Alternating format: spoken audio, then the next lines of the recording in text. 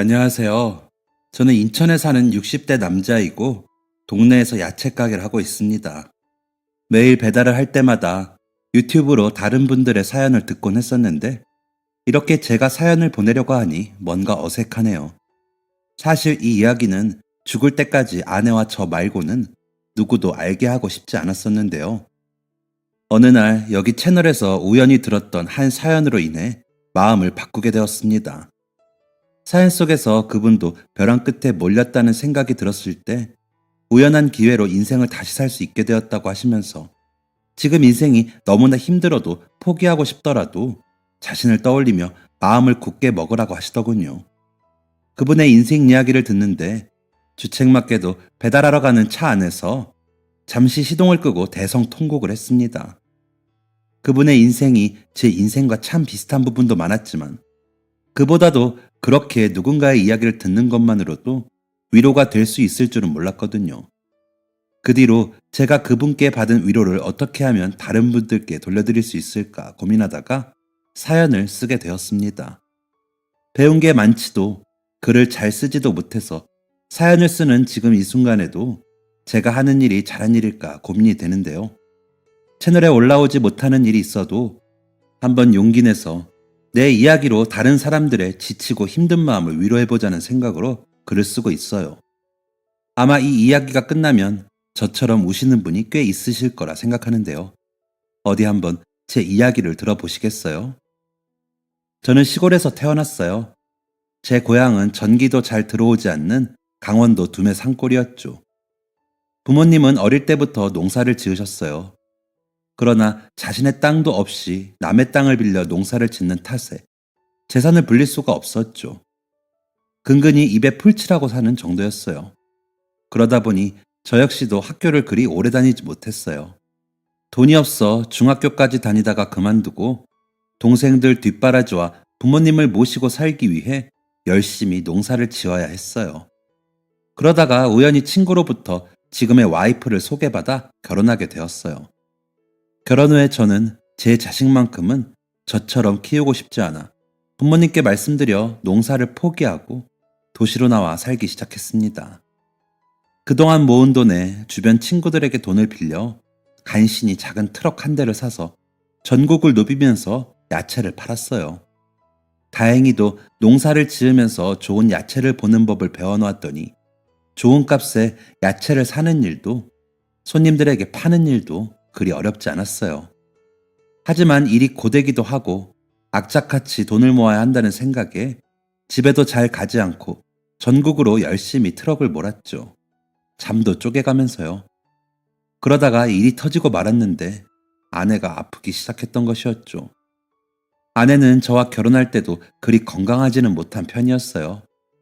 하지만 저는 가난하고 보잘것없는 제게 이렇게 시집 와주는 것만으로도 감지덕지라고 생각해 결혼하고 나서 제가 잘 보살펴야겠다고 생각했어요.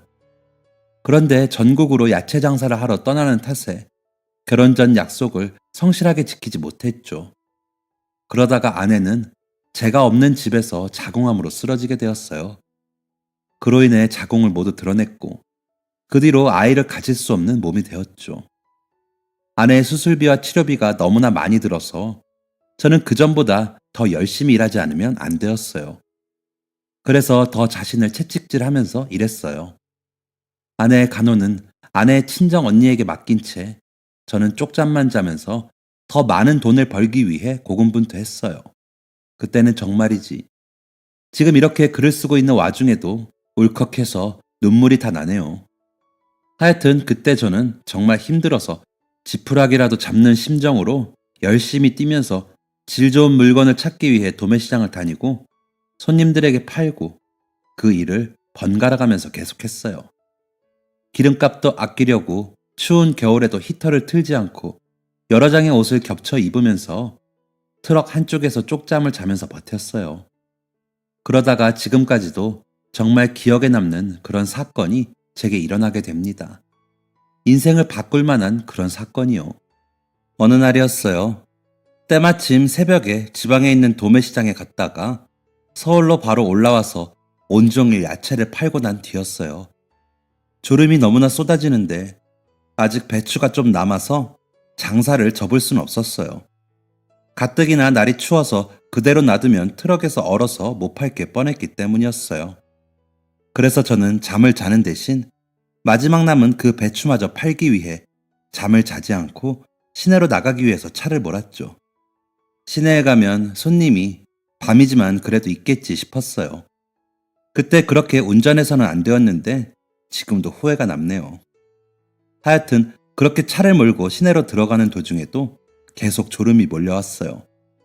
지금 자면 안 된다고 허벅지를 꼬집다가 정말 1초 남짓, 딱 그 1초만 눈을 감았다가 황급히 떴는데 이미 너무 늦은 뒤였어요.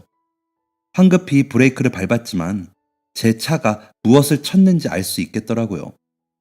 맞은편에서 달려오던 승합차였죠.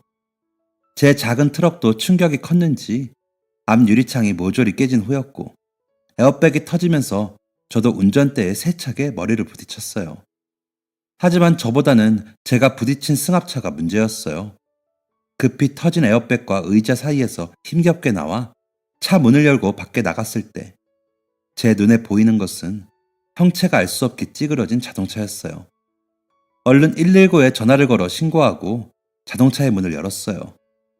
앞좌석에 앉아있던 두 부부는 온몸이 피투성이가 된 채 다친 정도가 심각해 보였어요. 제 트럭의 앞부분이 완전히 찌그러지면서 그로 인한 파편과 모든 충격이 두 부부에게 돌아간 것 같았죠. 정말 죄송했어요. 돈을 벌겠다고 악착같이 살았는데 저 때문에 죄 없는 이 부부가 피해를 본 것 같아 고개를 들 수도 없었어요. 그때 순간 희미하게 엄마 라는 소리가 뒷좌석에서 들리더라고요.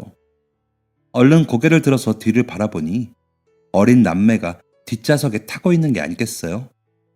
그래서 저는 황급히 뒷좌석 문을 열고 두 아이를 살펴봤어요.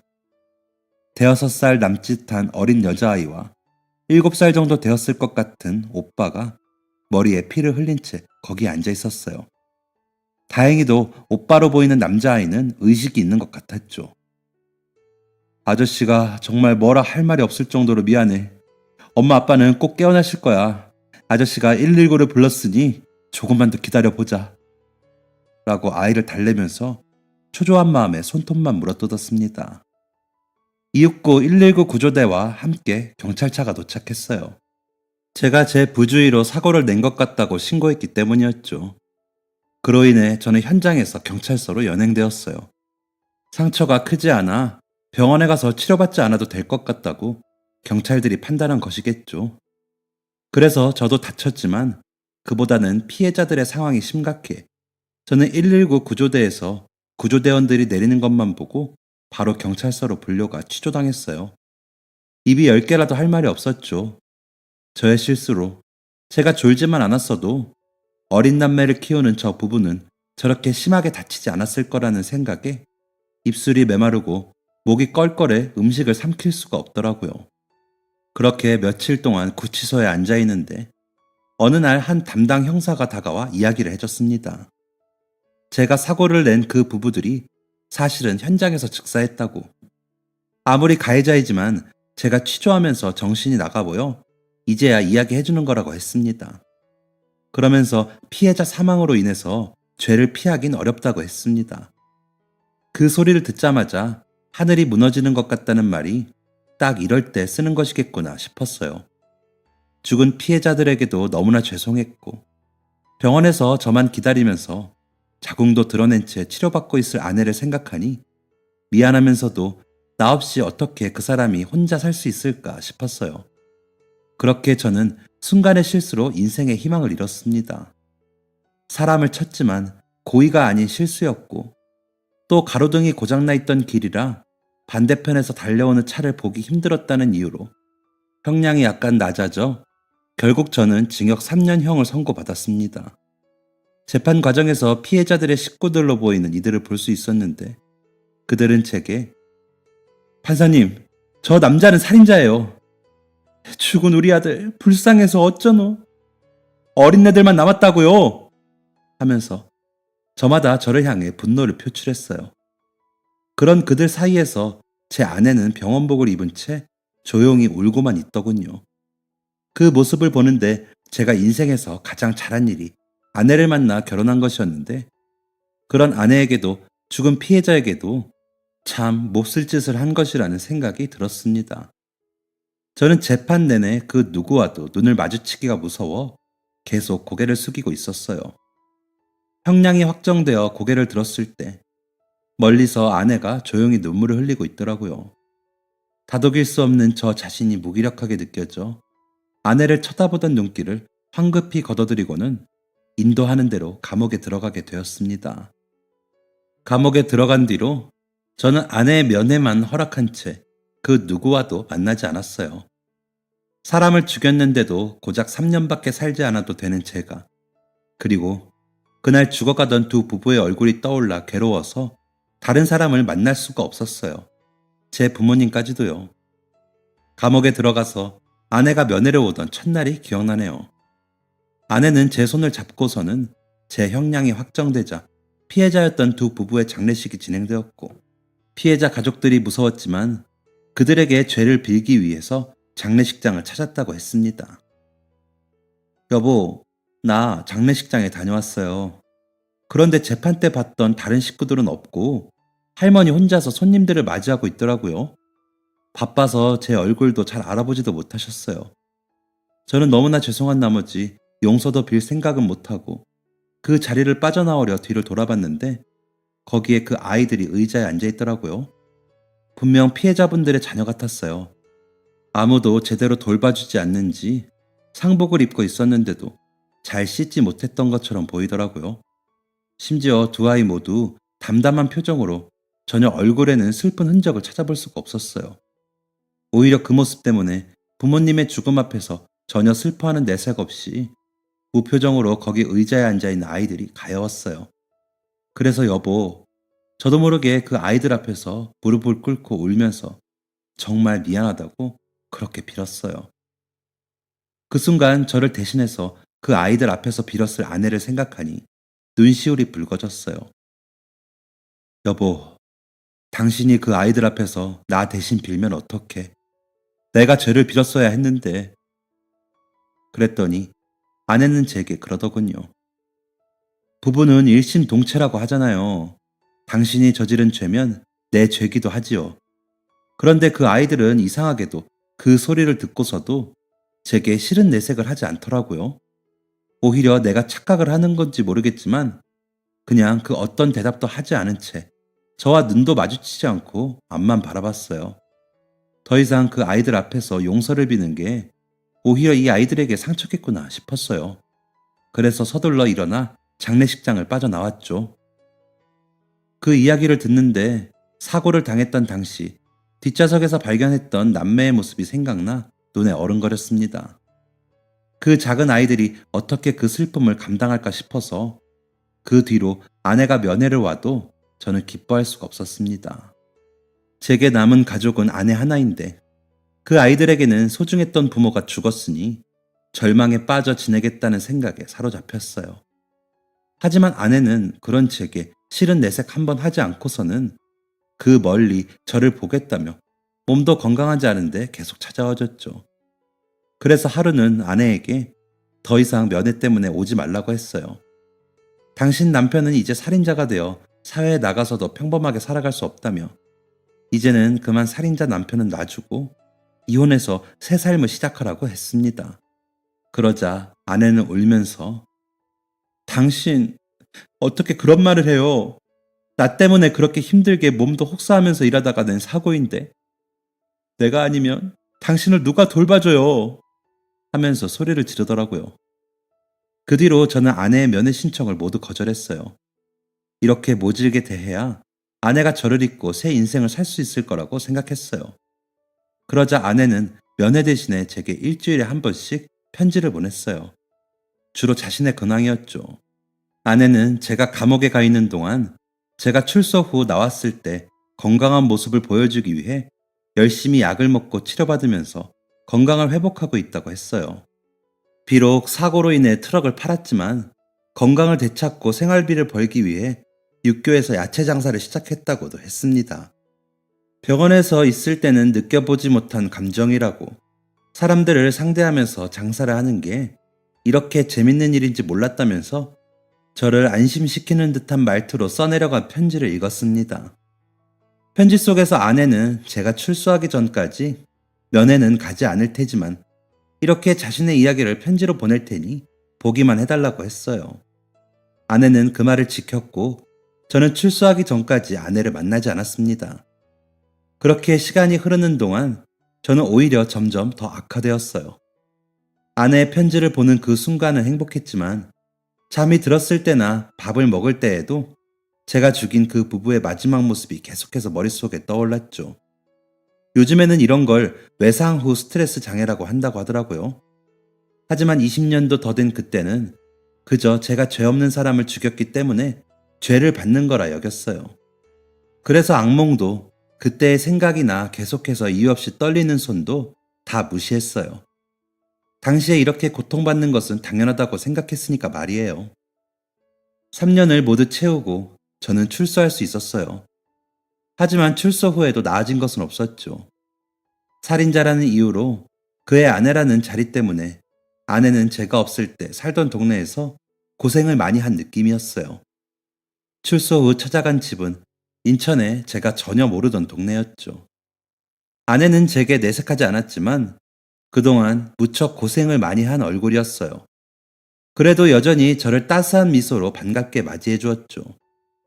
집에 있는 동안 저는 그 어떤 일도 할 수 없었습니다. 그저 하루 종일 누워있다가 일어나서 술을 마시고 또 낮에는 누워있다가 저녁에는 일어나 술을 마시고 그 생활을 반복했어요. 처음엔 아내가 놀라면서 말렸지만 제가 울면서 여보, 나 이렇게 하지 않으면 도저히 그때 그 부부와 아이들이 생각나서 잘 수가 없어 라고 하니 더 이상 막지 않았어요. 그저 저의 모습을 보면서 똑같이 아파할 뿐이었어요. 그러면서도 제게 그만 피해자들을 잊으라는 잔소리를 하지도 않았죠.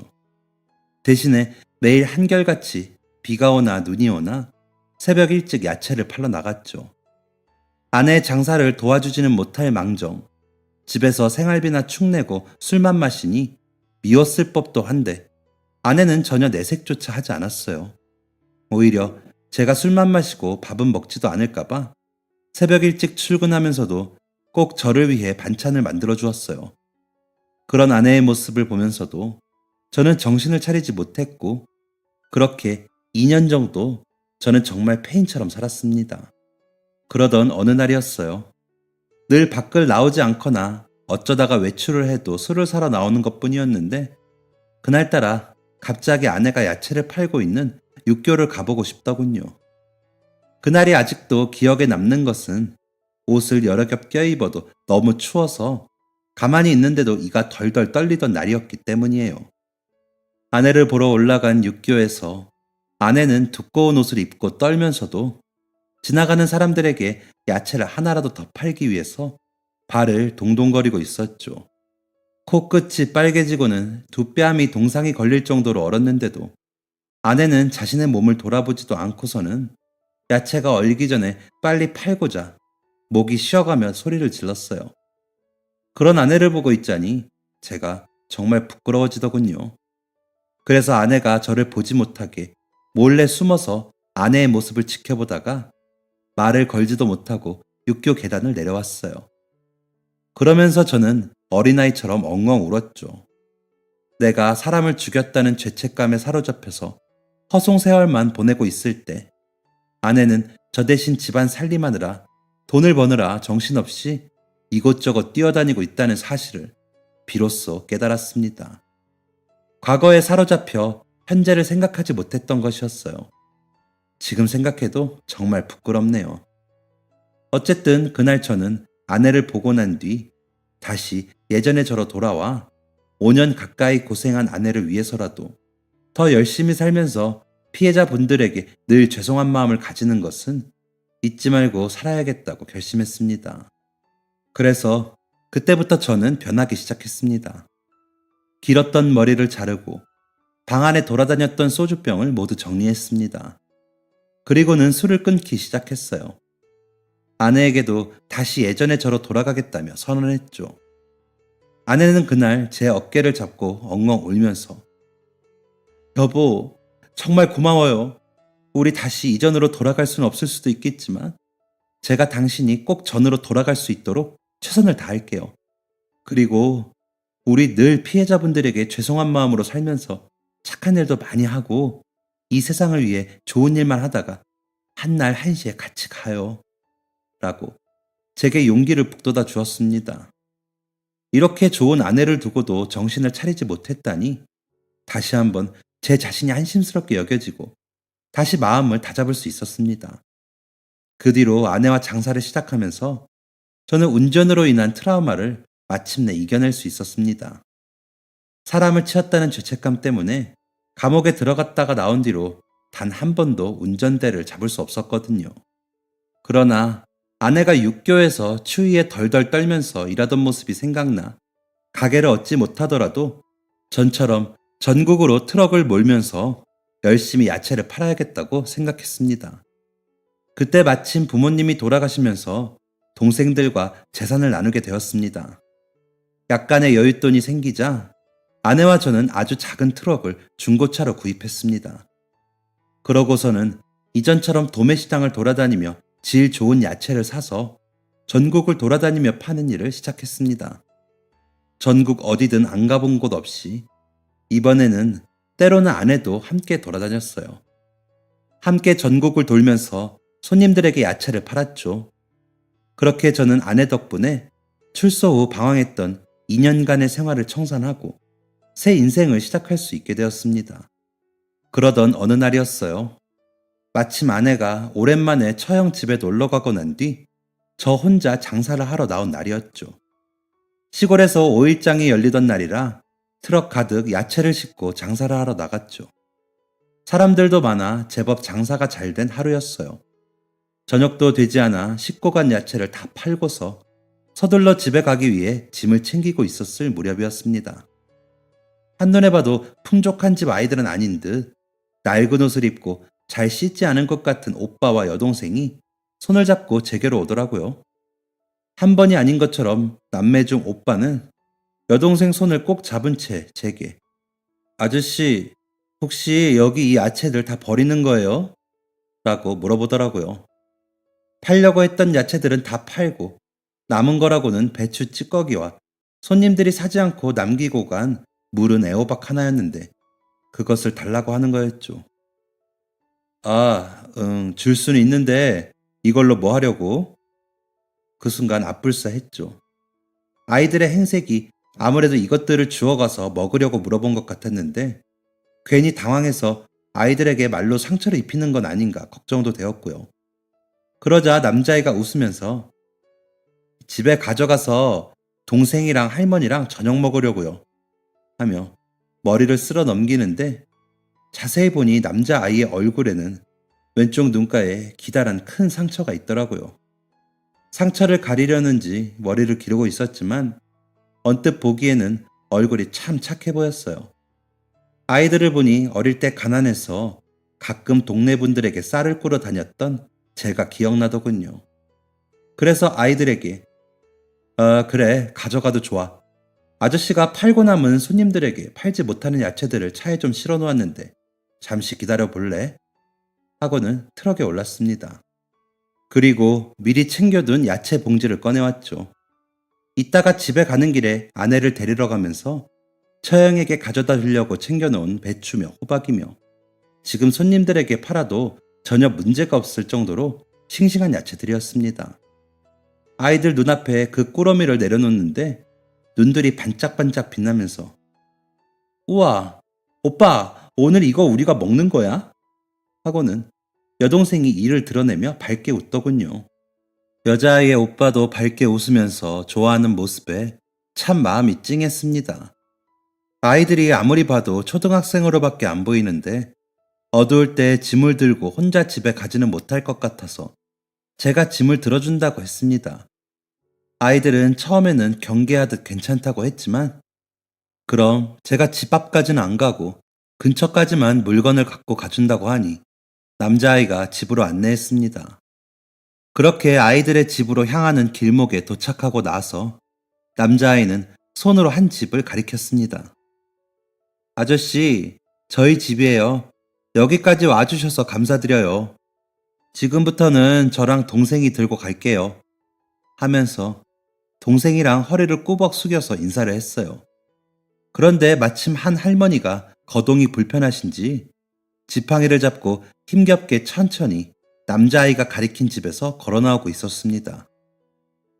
웬 손님이니, 민서가? 하는데 남자아이가 뒤 돌아보고는 할머니, 이 아저씨가 야채를 주셨어요. 하면서 칭찬을 기다리는 아이처럼 웃더라고요. 할머니는 제게 감사하다고 인사를 하면서 여기까지 왔는데 찬물이라도 마시고 가라며 들어오라고 했습니다.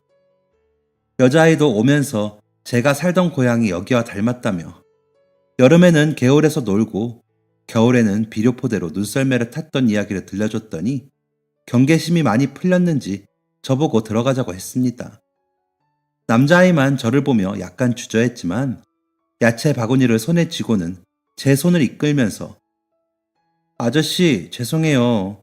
동생이랑 할머니만 살아서 들어오시라고 먼저 못했어요. 하고는 집으로 저를 안내했습니다. 어릴 때 저도 집에 여동생들이 많이 살아서 낯선 사람을 경계했다 보니 아이의 마음이 충분히 이해가 가서 장난스럽게 머리를 쓰다듬고 집으로 따라 들어갔습니다.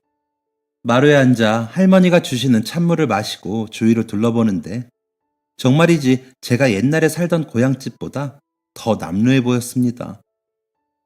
우리 손자 손녀가 혹시라도 민폐를 안 끼쳤는지 애들 엄마 아빠가 죽고 나서 늙은이가 혼자 키우다 보니 사는 게 힘들어서 5일장이 서면 오늘처럼 야채를 주워다가 입에 풀칠하고 있어요. 내가 늙어서 잘 움직이지 못하다 보니 저 어린 것들이 야채도 주워오고 나 대신 집안일도 하고 밥도 짓고 참 대견하지. 할머니는 눈시울에 눈물을 훔치면서 제게 이야기를 전했습니다. 부엌에서 서로 나눠서 저녁을 준비하는 애들의 모습을 보니 저도 눈물이 나는 것 같더라고요. 그래서 주머니에서 5만 원을 꺼내 할머니의 손에 쥐어드렸습니다. 할머니는 한사코 거절하려 했지만 이 돈으로 아이들이랑 한번 고기라도 드시라고 하고는 서둘러 집을 나왔습니다. 그 뒤로 그 5일장의 야채를 팔러 갈 때마다 질 좋은 야채를 따로 챙겨서 할머니 댁에 들르곤 했습니다. 팔다 남은 것들이라 버려야 한다면서 말이죠. 할머니는 그때마다 버릴 야채가 아닌 것을 당연히 알고 계시다 보니 제게 감사하다는 인사를 하면서 눈물을 글썽이셨습니다. 멀뚱히 쳐다보는 아이들에게는 10,000원씩 용돈을 주면서 할머니랑 잘 있고 또 놀러 온다면서 길을 바로 나섰어요. 늘 저녁 같이 먹고 가라며 할머니나 아이들이 붙잡았지만 가뜩이나 없는 살림에 숟가락을 보탤 수 없어서 바로 나왔죠. 하루는 아내에게 이런 이야기를 털어놓았습니다. 그러자 아내는 여보, 왜 지금 말해요? 아이들이 안쓰러워서 어떡해. 우리 이것도 인연인데 당신이 그 5일장에 가는 날이면 내가 반찬을 좀 싸서 보낼게요. 이제 한참 자랄 애들일 텐데 야채 말고 더 영양가 있는 음식을 먹어야 하지 않겠어요? 라고 했습니다. 그 뒤로 저는 5일장에 야채를 팔러 가지 않는 날에도 가끔 쉬는 날이면 아이들을 만나러 그곳을 다녀왔습니다. 점점 아이들과 친해지다 보니 마치 친자식처럼 여겨져서 아이들 학용품부터 필요한 것들도 곧잘 사주며 저도 정을 붙였습니다. 그러던 어느 날 먼 길이라 아내는 두고 저 혼자만 장사 나가곤 했었는데 아내가 아이들을 만나보고 싶다면서 함께 다녀오자고 먼저 이야기를 꺼냈습니다.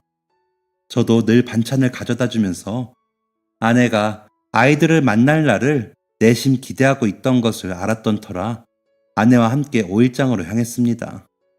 한참 야채를 팔고 있던 중에 학교를 마치고 돌아가는 남매가 인사를 하러 장에 들렀습니다. 아이들은 제게 어쩐지 아저씨가 있을 것 같더라고요. 아저씨, 이 아줌마는 누구예요? 하면서 친근하게 말을 걸어왔습니다. 응, 아저씨 부인이야. 여보, 인사해. 하는데 아내가 굳은 얼굴로 아이들을 내려다보고 있더라고요. 여보! 하는데 아내는 그제서야 애들에게 미안해요. 잠깐 딴 생각을 하느라. 안녕. 아줌마가 아저씨 아내란다. 하고는 아이들을 반갑게 맞이했습니다. 그러면서 아내는 여보, 잠깐 싸온 반찬 좀 애들 집에 가져다 주고 올게. 라고 했습니다. 저는 아내에게 이따가 장사 다 하고 같이 가자고 했지만 여름이라 아이스팩에 넣어왔어도 혹시라도 반찬이 쉴 것 같다고 지금 다녀오겠다고 했어요. 그래서 저는 잘 다녀오라고 하며 아이들과 아내를 배웅했습니다. 그러고 나서 계속해 야채를 팔았어요. 그런데 아무리 기다려도 이상하게 지금쯤이면 애들 집에 갔다가 와도 충분할 시간인데 아내가 돌아오지 않는 게 아니겠어요? 혹시 할머니가 권해서 집에서 쉬고 있나 싶어서 지금까지 고생을 많이 한 아내인데 혼자서 열심히 야채나 팔자는 마음에 더 이상 아내를 찾지 않고 장사에만 집중했습니다. 그렇게 시간이 흘러 아내가 돌아왔습니다. 그런데 어딘가 아내의 얼굴이 멍하니 나사가 빠진 것 같았어요. 여보, 왜 이렇게 늦게 와? 혼자 장사하느라 남편 죽어난다. 하면서 장난을 거는데도 응 하면서 별다른 대답을 하지 않는 아내를 보며 혹시라도 애들이랑 집에 갔다가 무슨 일이 있었나 싶었습니다. 혹시 별일 있었나? 그 집에서? 아무것도 아니야. 할머니가 오늘은 몸이 편찮으시다고 나중에 오라고 하시더라고. 하는데 할머니가 어디가 아프신데? 내가 가봐야 하겠네. 라고 했습니다. 그러자 아내는 아니야, 내가 같이 병원도 모시고 갔다가 지금은 주무시고 계셔. 라고 대답하더라고요. 뭔가 당황해하는 것처럼 보였지만 아내가 그런다고 하면 그런 거라고 믿는 편이라 알았다고 말하며 장이 끝나고 짐을 챙겨 다시 아이들을 보지 못하고 집으로 돌아왔습니다. 그렇게 며칠이 흐른 어느 날 자려고 누웠는데 갑자기 아내가 일어나 불을 탁 켰습니다. 여보, 뭐 하는 거야? 내일 장사 나가려면 얼른 자야지. 라고 눈을 비비며 말하는데 아내가 눈시울이 붉어져서는 가만히 저를 내려다보면서 부엌에서 이야기하자고 저를 불러냈습니다. 아내를 따라가 식탁에 앉았는데 그런 저를 보면서 아내가 조용히 냉장고에서 소주를 꺼내더군요. 아니, 나 술 끄는 거 몰라? 당신 왜 그래 갑자기? 하면서 저는 아내를 말렸습니다. 그러자 아내가 오늘만큼은 마시고 싶을 거예요. 내가 지금부터 하는 이야기 너무 놀라지 말고 잘 듣고 하면서 천천히 입을 열기 시작했습니다. 며칠 전 아내는 아이들을 따라 할머니 댁에 들어갔고 반찬을 꺼내 서둘러 냉장고에 넣고서는 마루에 앉아 할머니가 주시는 식혜를 받아 먹으며 이런저런 이야기를 했다고 했습니다. 그러면서 아내는 혹시 집 구경을 할 수 있는지 물었고 아이들은 신나서 자기들 방부터 창고까지 작아서 금방 둘러볼 수 있는 집을 이곳저곳 소개했다고 했습니다. 그때 아내의 눈에 뜨인 것은 아이들의 부모로 보이는 한 젊은 부부의 영정 사진이었습니다. 아내는 그제야 깨달았다고 했습니다. 뭔가 어디서 본 듯한, 사실은 어디서 본지 잘 알고 있었지만 설마 그건 아니겠지 하며 끝끝내 부정하고 싶었던 그 일, 바로 제가 사고를 내서 죽은 부부의 아이들이 바로 눈앞에 있었던 사실이었습니다. 아내는 이미 장례식장에서 아이들을 한번 봤던 터라 긴가민가 했지만 남자아이의 눈가에 사고로 인해 생긴 듯 크게 자리 잡은 상처를 보고 눈치를 챘다고 했습니다. 그래도 혹시 몰라 아이들의 부모 얼굴을 봐야겠다 싶어 반찬 핑계로 할머니 댁에 갔는데 거기서 장례식에서 봤던 영정 사진을 봤던 것이었습니다. 너무나 젊은 부부라 또 죄책감에 평생 얼굴을 기억하며 죄를 갚는 심정으로 살겠다고 다짐했던 터라 아내는 단박에 그분들이 제가 죽인 분들이라는 것을 깨달았다고 했습니다. 그렇게 며칠간 고민하면서 말을 하지 않는 게 좋을까 하는 게 좋을까 혼자 앓다가 이제야 제게 이야기를 꺼내게 되었고요. 저는 그 사실을 듣고 나서 충격에 빠져서 바로 눈앞에 놓여있던 술병의 뚜껑을 열었습니다. 하지만 도저히 술을 마실 수가 없었습니다. 여기서 술을 마시면 또 다시 과거의 저처럼 계속해서 마실 것 같은 느낌이 들었습니다. 그 대신에 고개를 숙여 다 큰 남자가 어린아이처럼 엉엉 울었습니다. 지금까지 저는 그런 줄도 모르고 아이들을 동정했는데 알고 보니 아이들을 그렇게 만든 건 저였다는 사실이 참 끔찍하더라고요. 저 아이들이 부모 밑에서 사랑받으며 클 수 있는 기회를 제가 날려버린 거였잖아요. 사람이 염치도 없이 그동안 누가 누구를 동정하고 있었던 건지 제 자신에게 참 화가 났습니다. 몇 년 전 폐인이 되어 술독에 빠져 살던 저를 구했던 것처럼 이번에도 제 아내는 저를 구했고요. 연민과 동정심으로 그 아이들이 언젠가 할머니를 잃고 남매만이 세상에 남겨지면 제가 걷어서 양자와 양녀로 드릴 생각까지 했었거든요. 저는 그럴 자격도 없는데 말이죠. 그렇게 괴로워하며 조용히 앉아 있는데 아내는 제게 여보, 우리 둘 다 몰랐잖아요. 이제라도 아이들을 만나지 말아요. 나중에 그 아이들이 알면 얼마나 괴롭겠어요. 우리 이제 그만 저 아이들의 인생에서 빠져줍시다. 라고 말하며 저를 달랬습니다. 제가 가만히 있자 아내는 안 그래도 더 이상 그 댁에는 못 갈 것 같아서 나오는 길에 할머니에게 멀리 지방으로 이사를 가게 되었다고 앞으로는 잘 못 올 테니 대신 통장으로 애들 간식이나 반찬비를 보내주겠다고 했어요. 할머니는 계속해서 사양했지만 임신을 하지 못해 늘 아이를 갖는 것이 꿈이었다고 이야기하니까 그제서야 제 손을 잡으면서 고맙다고 하더라고요. 그러니까 우리 얼굴 없는 후원자로 남아서 아이들에게 생활비만 보내주고 멀리서 그 아이들의 행복을 응원해줘요. 라고 했습니다. 그렇게 저희 부부는 그 뒤로 아이들을 더 이상 만나러 가지 않았어요. 그 대신에 더 열심히 악착같이 벌어서 아이들에게 매달 50만 원씩 보냈어요. 열심히 일한 덕분인지 저희는 그동안 재산을 많이 불릴 수 있었고 그때마다 아이들에게 보내는 돈의 액수도 늘어나 결국 10년 동안 아이들에게 다달이 100만 원을 보낼 수 있게 되었습니다.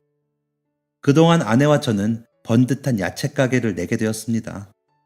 가끔씩 아이들이 생각났지만 그 아이들의 부모를 죽인 살인자라는 생각에 아이들을 멀리서라도 지켜볼 자격이 없어 갈 수가 없었습니다.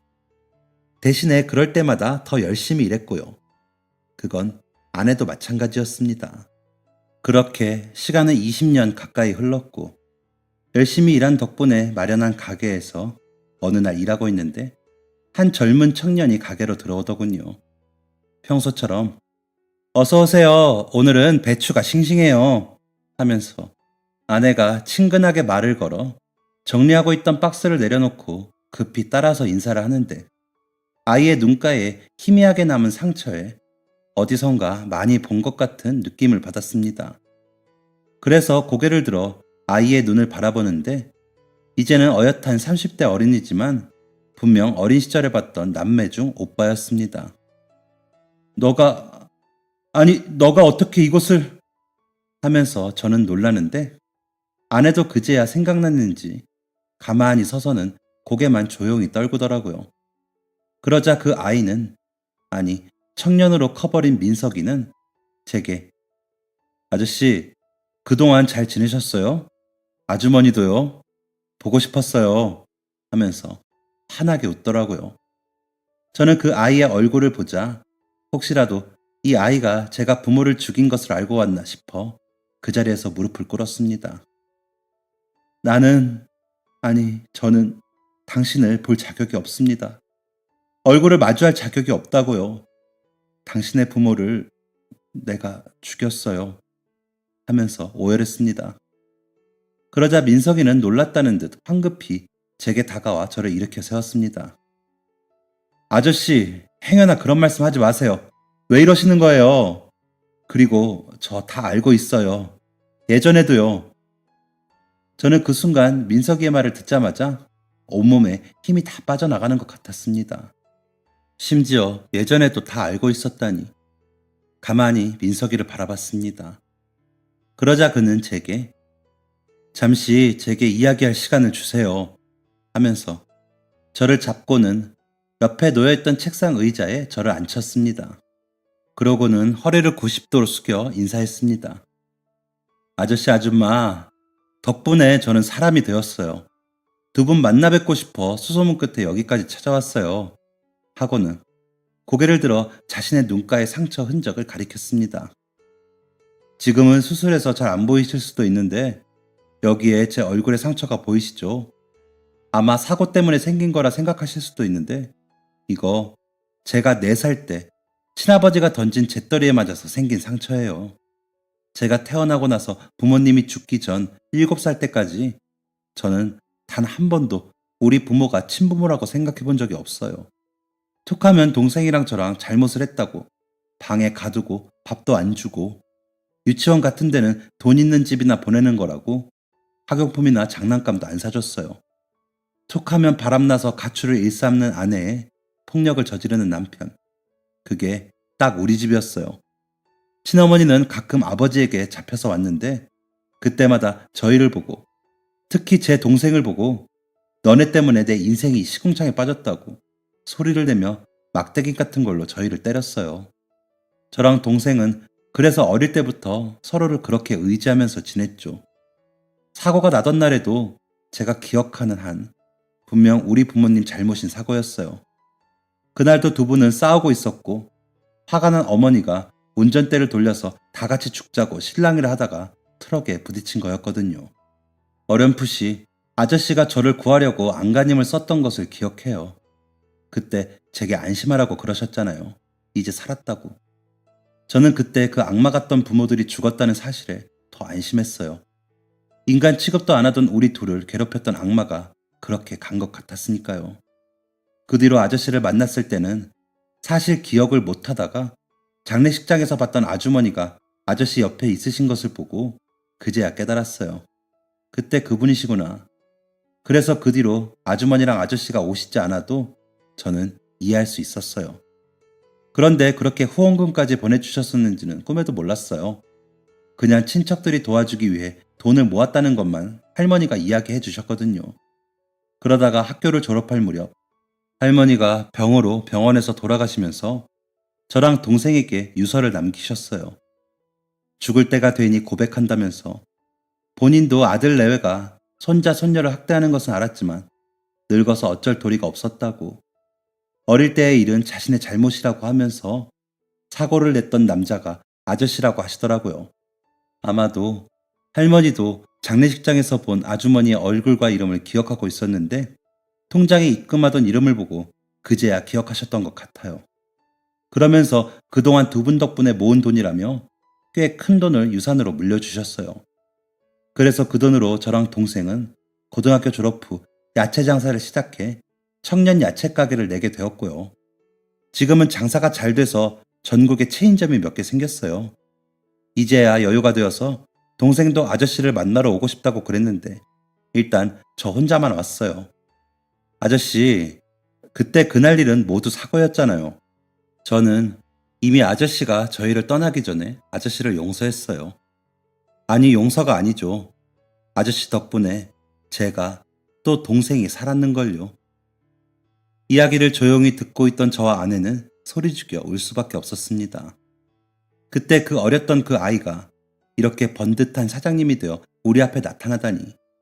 저는 울면서 민석이의 손을 어루만졌습니다. 어쨌든 너희들 부모의 삶을 앗아간 건 나야. 그리고 그 죄는 이루 말할 수 없고.